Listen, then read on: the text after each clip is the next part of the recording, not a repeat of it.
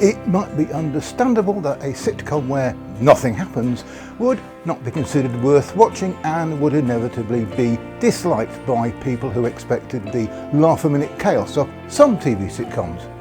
With that in mind, there seems little hope for this very niche sitcom hidden away on Monday at 10 p.m. on BBC Two, except that the apparent simplicity of the Royle Family belies the genius writing of Caroline Ahern and Craig Cash and their relatably indolent TV watching family.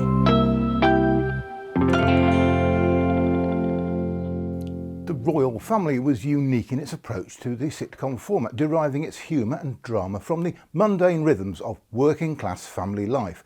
While the family often sat on the sofa watching TV, significant story arcs unfolded, often through dialogue and subtle shifts in the family dynamic. Chain-smoking Barbara ran the household, making her way to and from the kitchen with mugs of tea. Husband Jim very rarely moved from his frog-like posture on his armchair. The only effort he expended was operating the TV remote and picking up his mug to drink tea. Daughter Denise had inherited her father's gene for being lazy. This extended to doing almost nothing to look after her children, often dumping them with mum and dad. Boyfriend and later husband Dave was similarly sluggish, but was at least employed. Anthony, the younger sibling to Denise, was treated as a dog's body and nicknamed Lurch by Jim, who accused him of being lazy, despite being the only family member other than Barbara to regularly get up to make tea, answer the door or do errands. A fairly regular visitor was Barbara's demanding elderly mother Norma, someone for whom the modern world was a baffling experience. Their TV viewing was occasionally interrupted by the next-door neighbours, Mary and Joe Carroll, and their yo-yo dieting daughter Cheryl. The ironically nicknamed Twiggy would pop in, often with clearly stolen or illicit goods to sell. We also meet Anthony's friend Darren Sinclair Jones and two of his girlfriends, Emma Kavanagh and Saskia, who are mothers to two of his children. For many people, the show's biggest challenge was its perceived lack of action or traditional sitcom plots. The vast majority of each episode takes place in the Royals' living room, with the family largely slumped on the sofa, watching TV, drinking tea, smoking and bickering. Critics and some viewers found this concept tedious, asking who wants to sit and watch other people sitting and watching TV. They might have found the pacing too slow, with a perceived lack of jokes or clear comedic setups and payoffs, leading to it being seen as uninspiring or boring. This very feature was hailed as revolutionary by others. The doing nothing format allowed for incredibly realistic and subtle humour to emerge from the mundane details of everyday life. The comedy came from the authentic conversations, the pauses, the facial expressions, casual insults and the unspoken dynamics between family members. It was praised for its realistic approach and for making the most of small details, redefining what comedy could achieve by eliciting real raw emotion amongst the laughter. This naturalism was its greatest strength for many. There were some character arcs and some big plots. In Season 2 Episode 5, which is titled Barbara Finally Has Enough, Barbara experiences a breakdown due to the stress of her life, highlighting the hidden toll of her sacrifices. This was a significant emotional arc. A major arc in the first series revolved around Denise's engagement to Dave and their eventual wedding. This involved discussions about finances, dress shopping, brought to the house by Mary, and the general stress of wedding preparations, all observed from the sofa. In the second series, Denise was pregnant and subsequently gave birth to baby David. Denise often had a lackadaisical approach to motherhood. A second pregnancy and the birth of their daughter, Norma, followed in later specials. Denise was disinterested in household chores or looking after her children, often leaving it to Barbara or Dave. Over the series, Anthony gets engaged to Emma. They have a son, Lewis, and later they separate. He's then seen dating other women, showing his progression into adulthood and his own family life, which again was often discussed while watching TV. Barbara's demanding elderly mother Norma was a recurring presence, often seeking sympathy or sharing morbid stories. Her declining health was a gradual arc, eventually leading to her moving in with the family. The 2006 special, The Queen of Sheba, was entirely dedicated to Norma's final days and death, a deeply poignant and significant storyline that culminated in Jim placing her ashes on top of the television, a symbol of her enduring presence in their lives. With day-to-day life, marriage, births and a death, no one can say nothing happened. The Royle family were undeniably rooted in a particular working class milieu, often depicted as lazy, uneducated and prone to complaining, but also deeply loyal and loving. For millions of families, particularly those from working class backgrounds, the show was incredibly relatable. They saw their own families, their own conversations and their own domestic quirks reflected on screen. The snobbery was often directed outwards at celebrities, politicians or anyone perceived as different, which resonated with a certain anti-establishment sentiment. The show was complimented for capturing authentic working class voices and for showing that working class people can be on TV being ourselves.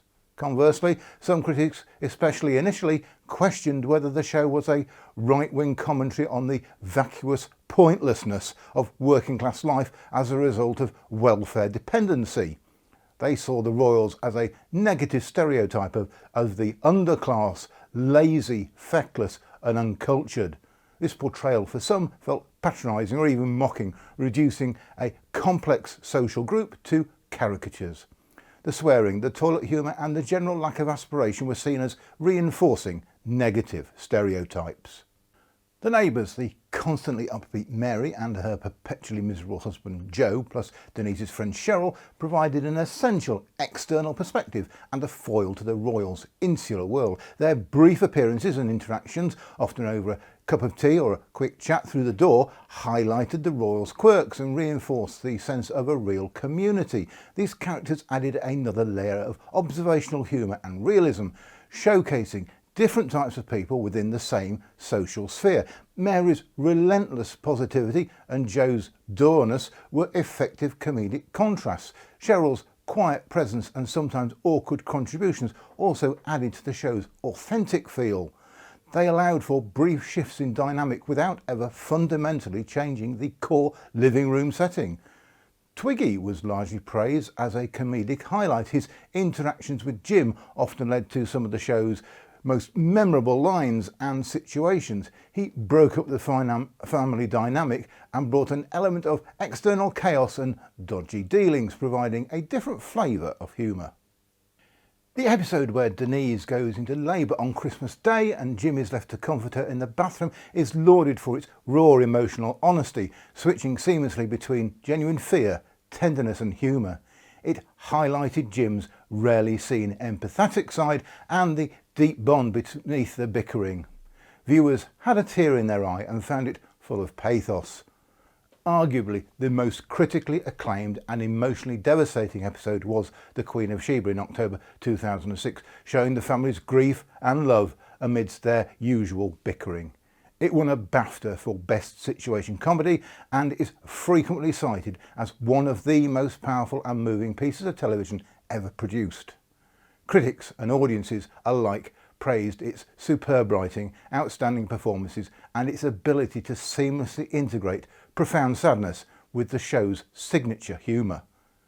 These episodes demonstrated the show's ability to transcend traditional sitcom boundaries, proving that comedy could be both hilarious and deeply moving, capturing the full spectrum of the human experience. They solidified its status as a groundbreaking piece of television. The Best Situation Comedy BAFTA was just one of the awards that the show, its creators and performers won. Overall, there were 38 nominations for prestigious comedy and TV awards. The Royle Family won 24 of them. In 2014, Caroline Ahern started treatment for lung cancer.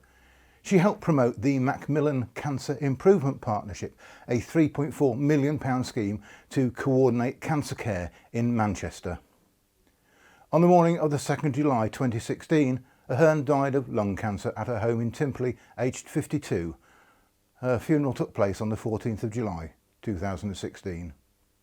Since Caroline Ahern's untimely death, there has been a significant outpouring of tributes and an even greater appreciation for the Royle family and her genius.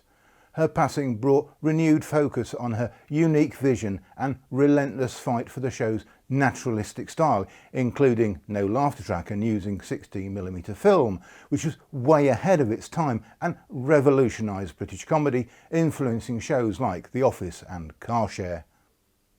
Her death cemented the show's legacy, not just as a popular comedy, but as a culturally significant work that profoundly changed the landscape of British television. While the debates about its style and portrayal may still exist, for some, the overall critical and public consensus since Ahern's death has shifted even more firmly towards recognising the Royle Family as a masterpiece. There's never going to be a TV sitcom that satisfies everyone, but it cannot be denied that the show's brilliance lay in contrasting the apparent lack of physical activity with the rich tapestry of emotional and life events that were discussed, hinted at, or gradually revealed through conversation. The activity was in the dialogue, the reactions, and the unspoken tensions and affections. If you've enjoyed this peek through the curtains into the Royals household, join me again for another video deep dive into the television you love or hate.